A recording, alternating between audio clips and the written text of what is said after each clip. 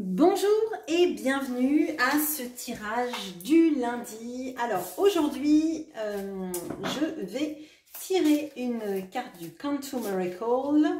Et puis on va étayer avec aussi l'oracle G et le tarot de l'Art Nouveau pour voir quel est le message d'aujourd'hui. Alors déjà, sur quoi va porter ce message aujourd'hui?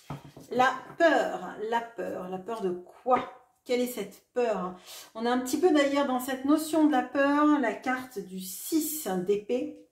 Vous voyez quelqu'un qui fuit la toxicité pour aller ailleurs. Mais là, moi, l'impression que j'ai avec cette carte, c'est on a peur peut-être d'avancer vers quelque chose qui soit différent. On a connu peut-être une situation toxique, désagréable, enfermante peut-être. Et maintenant on a peur peut-être de l'avenir, ou on a peur des choses qui changent, on a peur d'une sorte de zone, de sortir d'une zone de sécurité. Alors je dirais pas une zone de confort, je dirais une zone de sécurité, c'est-à-dire fuir quelque chose qui n'est pas agréable pour aller vers de nouveaux horizons. Peut-être même d'ailleurs on se raccroche à ce qui nous maintient dans une situation et par peur d'avancer, par peur de bouger. Bon. Ok, donc moi, quand je vous dis, pour moi cette carte c'est le 6 d'épée, oui c'est le 6 d'épée, c'est très clairement ça. Bon, ok. Bon, je vous réexplique pas la carte du 6 d'épée parce que je viens de vous faire le laïus pour la carte de la peur. Ok, allez. Donc qu'est-ce qu'on veut me dire sur cette peur-là? Il y a quelque chose à quitter effectivement, mais pourquoi est-ce que la peur finalement elle a l'air de prévaloir sur la nécessité d'avancer? Pourquoi est-ce que la peur prévaut? Ok. Alors, peut-être que là, il y a une notion d'auto-sabotage. De ne pas dire les choses qu'on ressent. Peut-être d'affronter et de garder un petit peu sous clé, d'accord? Dans sa tête, dans son cœur, dans ses ressentis, ce qu'on ressent, de ne pas oser l'exprimer, de ne pas oser changer aussi de façon de vivre, de sentir très limité. Bon, je ne vais pas vous le cacher, on a deux cartes là qui sont des cartes de mental, d'accord? L'auto-sabotage, enfin le 8 d'épée, pardon, c'est l'auto-sabotage, pourquoi? Parce que elle se dit qu'elle est retenue. Là encore, on ne le voit pas bien, mais normalement, dans le 8 d'épée, on voit très bien qu'elle n'est presque pas attachée, ou qu'elle est attachée par des fils qui ne la lient pas vraiment. Hein, une situation qu'elle peut sortir facilement. Elle ne va pas se blesser avec les épées, elle a largement le temps de passer, de ne pas abîmer sa robe, ni quoi que ce soit. Donc, si elle reste, c'est parce qu'en fait, elle croit qu'elle est bien plus attachée à une situation, bien plus attachée à des conditionnements que ce qui est vraiment.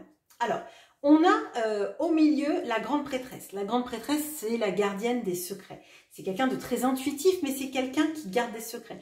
Typiquement, c'est l'ami qui trahira jamais votre secret. C'est typiquement vous, d'ailleurs, qui pouvez avoir des ressentis, mais qui ne voulez pas les verbaliser. Pour pas faire de mal, pour pas effrayer. Peut-être que vous ne dites pas aux autres à quel point vous êtes mal dans une situation, à quel point c'est difficile pour vous, à quel point vous aimeriez quitter l'endroit où vous êtes ou la situation dans laquelle vous êtes parce que c'est devenu trop enfermant. Mais il y a une peur de l'avenir, là quand même, une peur de l'inconnu, une peur que finalement on quitte presque, je dirais peut-être la proie pour l'ombre. Mais ça, pour moi, c'est un conditionnement, hein, c'est un conditionnement mental où on se dit, j'ai vécu toute ma vie dans un endroit très désagréable, auprès de personnes qui ne me font pas du bien, qui ne me nourrissent pas, dans des situations désagréables. Finalement, j'ai connu que ça, mais je m'en suis sortie, je suis arrivée à me construire, je suis arrivée à créer des choses dans ma vie. Et est-ce qu'en quittant tout, finalement, ça ne sera pas pire? Vous voyez, comme quand on dit, on sait ce qu'on perd, mais on ne sait pas ce qu'on gagne. Et parfois, on ne fait rien parce qu'on se dit, ça sera peut-être pire. En l'occurrence, là, moi j'ai l'impression que, et je dis pas ça parce qu'on a eu énormément de journées de mauvais temps, mais quand le soleil revient, on est quand même tous contents, vous voyez. Bon, alors là, on va éclairer. Alors, qu'est-ce qu'on peut me dire justement Pourquoi en fait la grande prêtresse elle intervient? Pourquoi est-ce que vous ne parlez pas de vos ressentis, de votre peur, alors qu'on voit qu'il y a un grand pouvoir intuitif, il y a une grande capacité à se connecter à ces énergies, à ce savoir, parce que c'est aussi la gardienne des savoirs. Pourquoi du coup, vous savez des choses, vous savez qu'il faut partir, mais vous avez peur de ne pas être à la hauteur, de ne pas y arriver, de ne pas arriver à bouger. Ok, on a l'hirondelle. Ok, alors, bon, il y a quelque chose du fait effectivement de prendre ses ailes. Je pense que là, on a des sortes de conditionnements, je dirais, transgénérationnels, parce qu'on a cette notion-là du grand-père, on a cette notion-là de suivre le chemin. D'accord. D'ailleurs, il me semble que c'était aussi la guidance, je crois, de la semaine dernière. Il y a cette notion-là, différemment abordée, mais on a cette notion-là de suivre un petit peu la route qu'on nous a fixée. Moi, j'ai l'impression que ça, vous vous en affranchissez parce que vous voyez bien que ça ne vous nourrit pas, mais c'est dur de se déconditionner, en fait. C'est dur de changer d'axe, en fait, de changer de voie. Ok, comme si vous étiez sur l'autoroute et qu'il y a des camions partout, bah forcément pour changer de voie c'est plus compliqué que si l'autoroute est déserte. Parce qu'en fait, ces camions sur votre voie, vous devez être ravis de la métaphore parce qu'elle est très très jolie. Bon bref, c'est un petit peu tout ce qui est des bagages de votre passé, toutes les croyances qu'on vous a mis dans la tête, tout ce que vous avez expérimenté qui ne s'est pas forcément bien passé. Peut-être que vous culpabilisez aussi des choses qui ne se sont pas bien passées dans votre vie. Alors tout simplement en prenant la responsabilité, mais en triant le bon grain de livret, vous vous rendez compte que tout n'est pas de votre fait et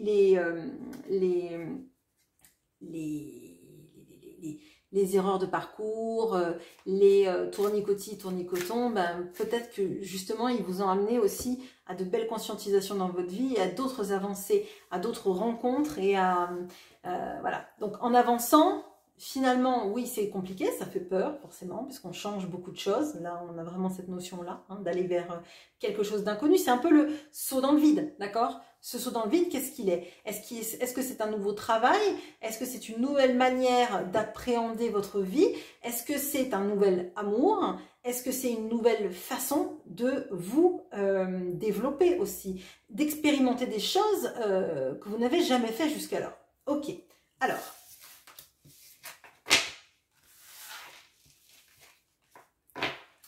Qu'est-ce qui peut vous aider justement à faire ce 6 d'épée, à faire ce saut, alors je dis saut dans le vide, je ne sais pas si c'est vraiment un saut dans le vide, mais vous voyez cette poussée vers l'avant. Qu'est-ce qui peut vous aider? Ok. Ok. Ok, alors on a quand même 2 arcanes majeures et un personnage de cour très fort. On a donc la mort, qui est une notion de transformation. Qu'est-ce qui peut vous aider? C'est accepter le changement. Accepter que les choses doivent changer et que vous avez du pouvoir dessus, d'accord? Parce que vous n'êtes pas n'importe qui, vous êtes à la fois ce roi de coupe et à la fois cette force. Bon, le roi de coupe, il va nous parler de cette capacité que vous avez à maîtriser vos émotions, à les comprendre et les ressentir. C'est aussi celui que j'appelle fluctuat nec mergitur. Et très clairement, pour moi, ça aura beau tanguer sur votre chemin. Et ça a déjà, à mon avis, bien tangué sur votre chemin. Vous avez visiblement pas le mal de mer. Peut-être que vous l'avez dans la vie, mais dans vos expériences, en fait, même si ça agite, même si ça bouge, même si ça tangue, même si on est sur le point de chavirer, et je dirais même si vous chaviriez, vous seriez capable, de construire un radeau, qui ne soit pas le radeau de la Méduse. En tout cas, je vous le souhaite. Mais on a cette notion-là, vraiment, d'être capable de tenir le cap, de tenir le choc. Et à mon sens, il faut que vous vous basiez sur ça. C'est-à-dire votre capacité à vous maîtriser, à psychologiquement parlant, être capable de dépasser les obstacles, j'allais dire pratiquement déplacer les montagnes, mais peut-être qu'on a de ça, d'accord?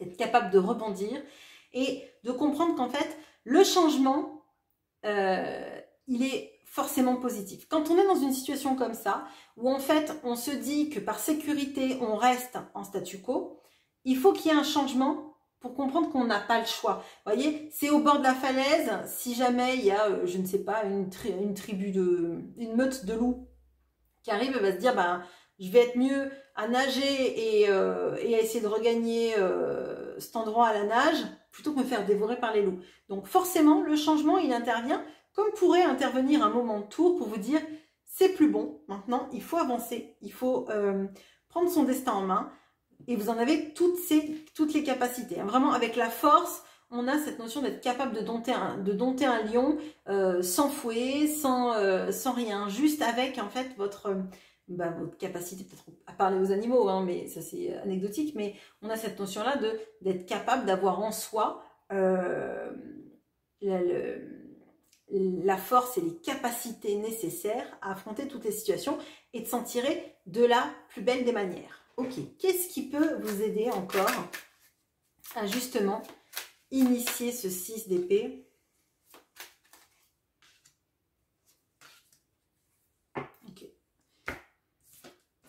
Cette carte ne se lit pas à l'envers. Donc, alors, on a donc les arts. Donc, cette notion peut-être aussi de quelque part de ce que vous avez en vous, qu'on pouvait retrouver aussi peut-être chez la prêtresse, hein, des passions cachées. Des passions. Alors, quand je dis des passions cachées, je ne parle pas de passion amoureuse. Hein, je parle de tout ce qui est artistique. Je parle de tout ce qui est d'une sorte de transmutation, hein, d'alchimisation entre les sentiments et la manière dont on peut les exprimer. Donc, par l'écriture, la peinture, le dessin, la musique,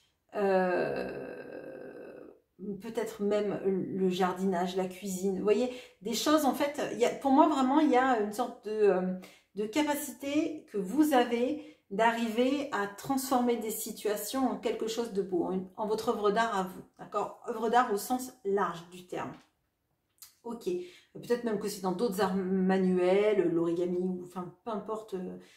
scrapbooking, etc. Bon bref, je ne vais pas vous faire toutes les choses qui existent, mais on a cette notion-là de servir de sa créativité pour alchimiser les processus, vous voyez, la notion peut-être même cathartique.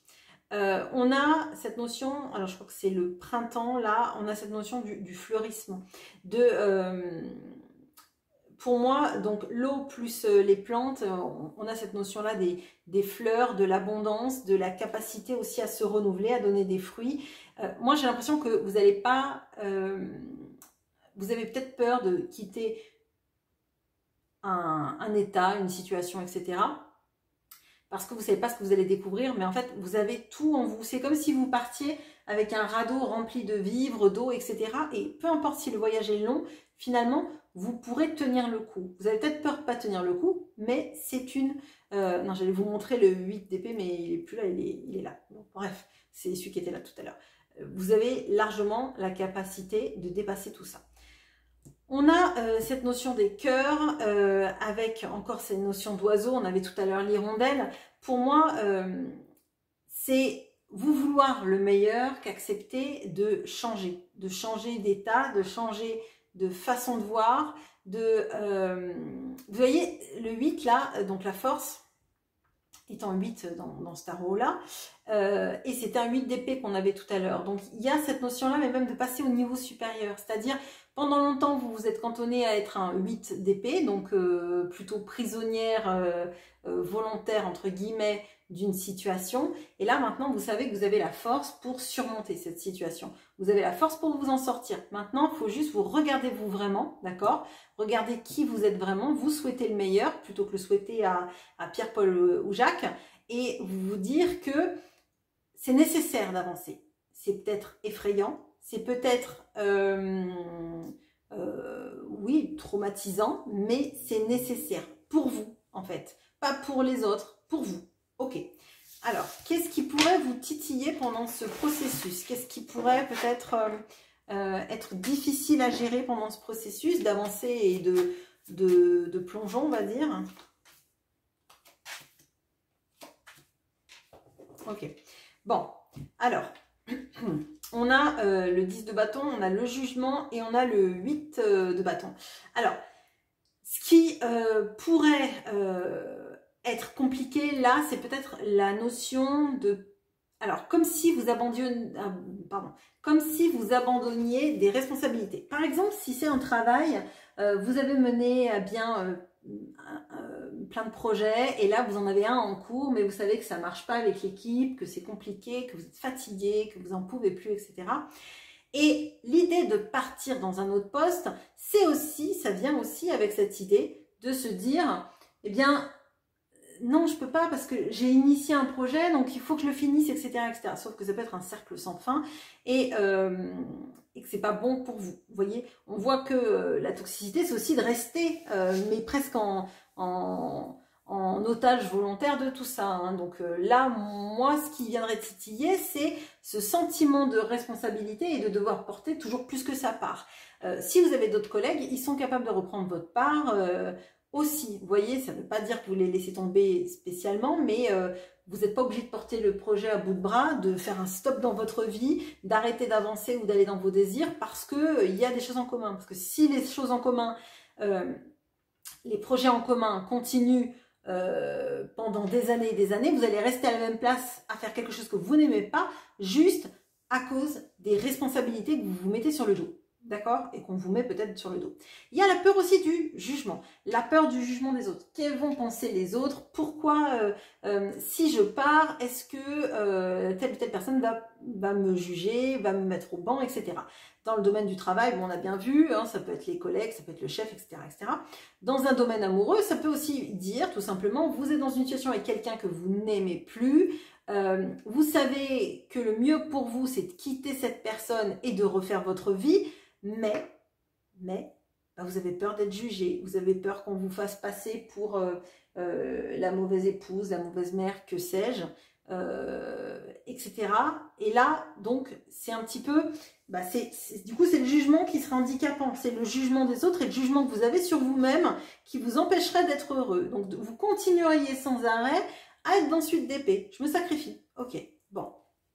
Avec le 8 de bâton, on a la notion de peut-être que vous avez beaucoup de signes en ce moment, qu'il faut changer, qu'il faut bouger, mais vous en avez tellement que vous n'arrivez plus à les décrypter. Pourtant, on a vu que vous êtes capable de les décrypter puisque vous incarnez la grande prêtresse. La grande prêtresse, elle sait analyser les signes. Donc là, si vous en avez beaucoup et que vous avez l'impression d'être perdu, c'est tout simplement parce que la peur du jugement de vous-même et des autres et le sentiment de responsabilité dans une situation vous sabotent, tout simplement. Ok, enfin tout simplement, c'est lourd, mais je veux dire, c'est pas plus que ça. C'est pas que vous comprenez pas les signes, c'est qu'en fait, il y en a tellement pour vous dire que vous êtes sur le bon chemin, que vous doutez parce que vous doutez de vous-même, de vos choix et de la manière dont vous voyez les choses.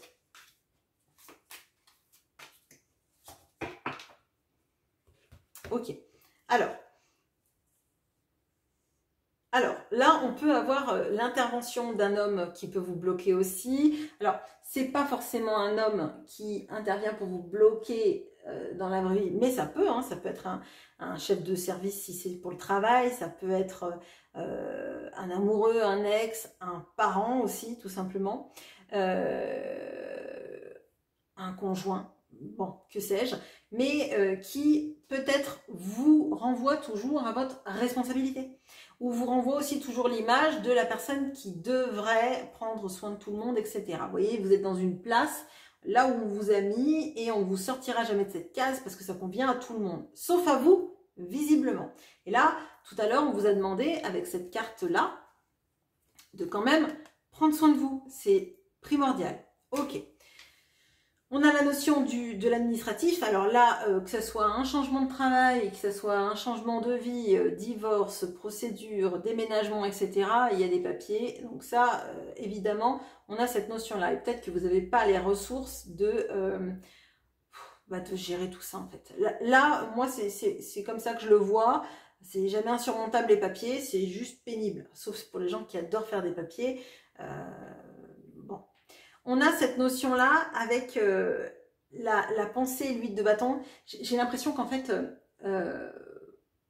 vous priez pour avoir des signes, vous demandez des signes, mais en fait, votre cerveau, au moment où il en est là, de l'épuisement, etc., en fait, vous avez la bonne solution de l'interprétation des signes, mais vous les remettez toujours en question parce que votre cerveau est en ébullition et que vous êtes tellement fatigué que finalement, vous doutez. Vous doutez de vous, vous doutez de la pertinence des signes, de votre capacité à analyser ces signes, etc. Bon, ok, allez, on va faire un dernier tirage. Pardon, je vais les remettre dans mon truc.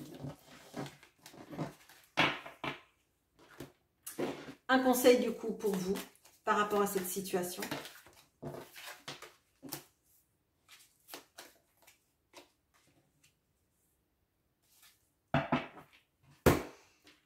Bon, imposez-vous.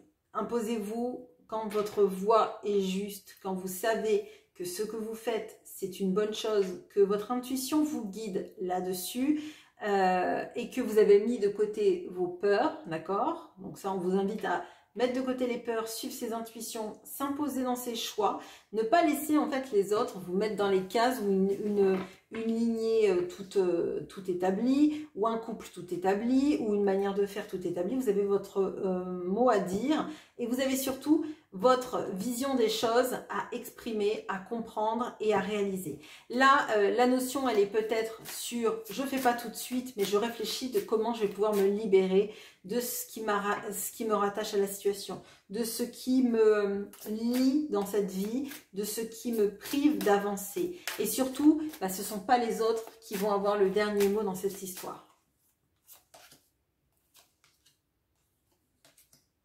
Ok, bon. Là, donc on est encore sur la lettre la communication, donc potentiellement il y a des communications qui peuvent arriver pour vous aider justement à guérir de ces situations, à aller mieux dans ces situations, très clairement. Pardon. Ok. En même temps, c'était sous le pendu et la ville est à l'envers. Il y a peut-être une notion, alors pour certains, ça ne va pas parler à tout le monde, mais je le dis parce que je le ressens comme ça. Peut-être qu'il y a des personnes d'entre vous qui ont un désir de partir vivre loin de la ville, d'accord? Parce que la ville a perdu son sens, parce que peut-être que vous ne vous sentez plus bien à la ville, vous vous sentez étouffé, vous vous sentez cloisonné, vous avez cette impression-là de plus être en adéquation avec votre vie dans cette ville. Mais vous avez peur parce que vous avez toujours connu ça, vous avez toujours connu peut-être les milieux urbains, et vous avez peur de vous ennuyer à la campagne, vous avez peur qu'il n'y ait pas assez de services, vous avez peur de ne pas refaire un tissu social, etc., etc. Mais là, moi ce que je ressens, c'est qu'il faut faire confiance à votre intuition parce que votre intuition, elle vous aide à avancer, elle vous aide à guérir de vos pensées limitantes et à avancer, d'accord? La notion des messages, des correspondances, de la communication, c'est aussi communiquer ce que vous voulez, peut-être l'écrire, vous voyez, peut-être que vous en aurez besoin de mettre vos pensées au clair via des listes, via l'expression de vos envies, etc. pour rendre ça concret, d'abord sur le papier et puis après on voit comment ça va évoluer, mais très clairement, là vous avez à dépasser vos peurs, vous avez la possibilité d'avancer. Moi, c'est tout ce que je vous souhaite. Ce que je vous souhaite surtout, c'est de ne pas vous limiter dans quelque chose dans lequel vous vous sacrifiez. Vous vous sacrifiez par peur de déplaire, par peur de ne pas être à la hauteur, par peur que les gens vous jugent, par peur que ça soit moins bien que ce que vous connaissez, etc. Vous n'êtes pas obligé de trancher n'importe comment. Vous pouvez bien peser le pour et le contre. Tout ce qu'il faut, c'est essayer d'être plus dans l'intuition que la peur, parce que la peur, elle vous mènera nulle part. La peur, elle risque de vous mener tout le temps à rester dans une situation extrêmement désagréable pour vous et extrêmement limitante et qui ne vous fera pas évoluer. Voilà ce que j'ai pour vous. Je vous souhaite une très bonne journée et à bientôt. Au revoir.